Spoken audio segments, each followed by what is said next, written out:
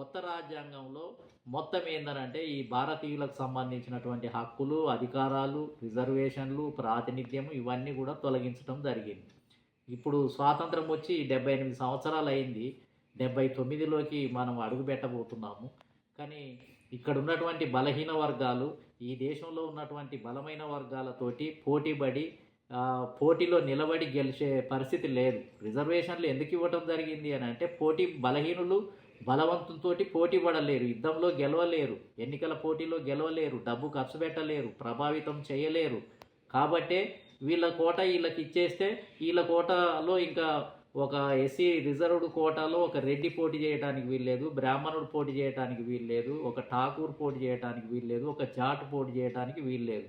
కాబట్టి వీళ్ళే ఉంటారు కాబట్టి ఒకే స్థాయి కలిగిన వాళ్ళు పోటీ చేస్తారు కాబట్టి గెలవటానికి అవకాశం ఉంటుంది.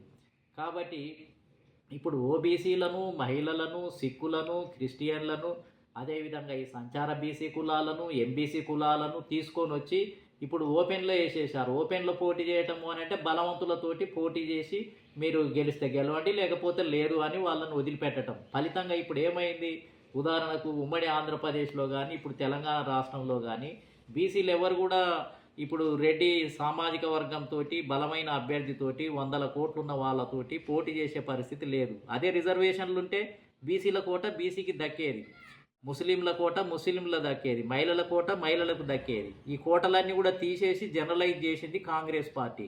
అంటే బలవంతులతోటి పోటీపడి గెలవమని చెప్పి తోసేసింది. ఫలితంగా ప్రజాస్వామ్యం అపహాస్యానికి గురైనటువంటి పరిస్థితి ఉంది. ఇప్పుడు ప్రజాస్వామ్యంలో ఏముంది, తెలంగాణ రాష్ట్ర అసెంబ్లీలో చూస్తే దాదాపు 119 అసెంబ్లీ స్థానాలు ఉంటే దాంట్లో 1, 2, 3 కులాలే దాదాపు 70-80 సీట్లు వాళ్ళే గెలుస్తున్నారు.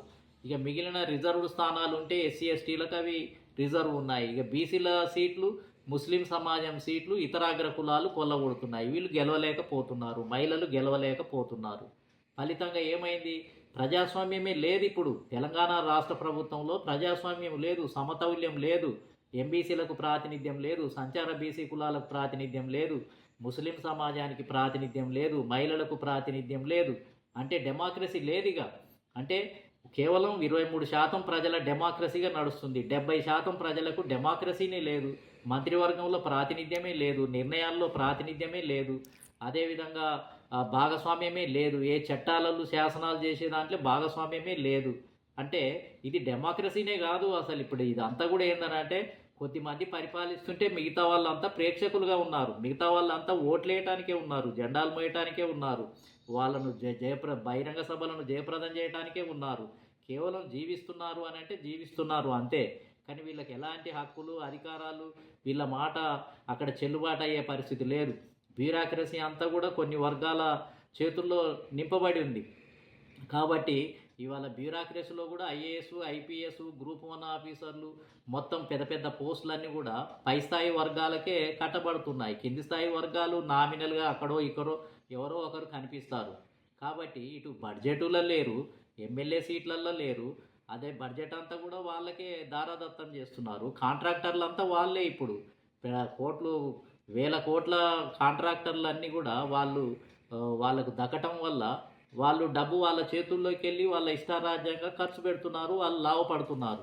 కానీ అంటే ఇప్పుడు బీసీ సమాజానికి, ముస్లిం సమాజానికి, బడుగు బలహీన వర్గాలకు, ఎస్సీ సమాజానికి, ఎస్టీ సమాజం కేవలం రిజర్వేషన్లు ఉన్నాయి. కానీ వాళ్ళ దాంట్లో కూడా ఒకరు ముఖ్యమంత్రి కావాలన్నా, ప్రధానమంత్రి కావాలన్నా, ఏదన్నా నిర్ణయం తీసుకోవాలన్నా మళ్ళా పెద్ద బలవంతులతోటి మళ్ళీ వాళ్ళ ప్రమేయం లేకుండా, వాళ్ళ అనుమతి లేకుండా ఏమి చేయలేనటువంటి పరిస్థితి కూడా ఉంది. కేవలం ఏంటంటే వాళ్ళకు దక్కుతున్నది అని అంటే వాట దక్కుతుంది, కానీ నిజమైన రాజ్యాధికారం వాళ్ళ చేతుల్లో కూడా లేదు. కాబట్టి వాళ్ళు కూడా ఇతరుల మీద ఆధారపడే వాళ్ళు. కానీ అందుకనే కాంశీరామ్ గారు ఈ కొత్త రాజ్యాంగంలో అందరికి ఉన్న ప్రాతినిధ్యాన్ని తీసివేసి మొత్తం ఏంటంటే దాన్ని బలహీనమైనటువంటి కాన్స్టిట్యూషన్గా తయారు చేయటం వల్ల, అందుకనే కాంశీరామ్ గారు మేము 85% మేము, 15% ఈ దేశంలో పరిపాలిస్తున్నారు, మేము రాజకీయ బానిసలుగా ఉండటానికి వీల్లేదు, ఓటమారా రాజ్ తుమారా నై చలేగా అనే నినాదంతో మేము ఈ దేశాన్ని పరిపాలిస్తాం, మెజార్టీ ప్రజలం మేము అని ఆయన తిరుగుబాటు చేయటం జరిగింది. అంటే కాంగ్రెస్ పార్టీ చేసినటువంటి పరిస్థితి ఏదైతే ఉందో దానికి భిన్నంగా కాంగ్రెస్ పార్టీ చేసిన మోసానికి వ్యతిరేకంగా బహుజన్ సమాజ్ పార్టీని స్థాపించి రాజకీయ బానిసలుగా మార్చబడినటువంటి ప్రజానీకాన్ని అధికారంలోకి తీసుకురావటానికి ఆయన బహుజన సమాజ్ పార్టీ అనే దాన్ని స్థాపించడం జరిగింది. కాబట్టి ఆ విధంగా బహుజన సమాజ్ పార్టీ ద్వారా భారతదేశంలో ఒక కొత్త విప్లవం ప్రారంభమైంది. ప్రజలకు ఒక కొత్త నినాదము, కొత్త మార్గం మొదలైంది. ఆ విధంగా మరి ఇప్పుడు స్వాతంత్రం వచ్చి 78 సంవత్సరాలు అయినప్పటికీ కూడా ఈ స్వతంత్ర భారతదేశంలో ఇంకా బహుజనులు రాజకీయ బానిసలుగానే ఉన్నాం. బీసీలమైతే అసలు దరిదాపుల్లో కూడా లేనటువంటి పరిస్థితి. అసెంబ్లీలో అసలు కొన్ని కులాలకు అడుగుపెట్టలేనటువంటి పరిస్థితి. అసెంబ్లీ ఓపెన్ కాలేదు, బ్యూరోక్రసీ ఓపెన్ కాలేదు, బడ్జెట్ అంతా వాళ్ళే పంచుకొని తింటున్నారు. మొత్తం ఉద్యోగాలన్నీ వాళ్ళే, ఎమ్మెల్యే టికెట్లు వాళ్ళే, మంత్రి పదవులు వాళ్ళే. కాబట్టి ఈ రకంగా వన్ సైడెడ్గా నడుస్తున్నటువంటి ఈ దేశంలో ఇంకా ఈ దేశానికి స్వాతంత్రం వచ్చి ఏం లాభం ఉంది? దేశభక్తి పేరుతోటి బోధించడం వల్ల ఏం లాభం ఉంది? అధికారం లభించినటువంటి వాళ్ళే స్వాతంత్ర దినోత్సవ వేడుకలు జరుపుతున్నారు. ఇలా జెండాలు ఎగిరేసేది ఎక్కువ ఎక్కడ జరుగుతున్నాయి అని అంటే స్లమ్ములలో, మురికి వాడలల్లో, పేదల వాళ్ళ ఇళ్లల్లో, గ్రామీణ ప్రాంతంలో, బస్తీలలో, వాళ్ళ వాడలల్లో ఎవరికైతే స్వాతంత్రం రాలేదో, ఎవరైతే ఎమ్మెల్యేలుగా వాళ్ళ కులాలలో ఎమ్మెల్యేలుగానే లేరు, కానీ వాళ్ళు స్వాతంత్ర దినోత్సవాలను ఆనందంగా గడుపుకుంటున్నారు.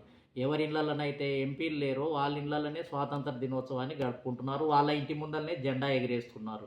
ఎవరైతే రాజకీయ బానిసత్వంలో ఉన్నారో, ఉద్యోగులుగా లేరు, పారిశ్రామికవేత్తలుగా లేరు, సాఫ్ట్వేర్లో లేరు, అయినా వాళ్ళే ఆనందంగా మాకు స్వాతంత్రం వచ్చిందని గడుపుతున్నారు. అధికారాన్ని పొందుతూ ఎమ్మెల్యేలు ఉండి ఎంపీలు ఉన్న వాళ్ళేమో ఇళ్లల్లో కూర్చొని ధనవంతులు ఎవరు కూడా స్వాతంత్ర వేడుకలకు వచ్చే పరిస్థితి లేదు. వాళ్ళు బయట తిరిగే పరిస్థితి లేదు. 3 రంగుల జెండాను పట్టుకొని కొద్ది దూరం కూడా నడిచే పరిస్థితి లేదు. వాళ్ళ ఇళ్లలోనే ఉంటున్నారు.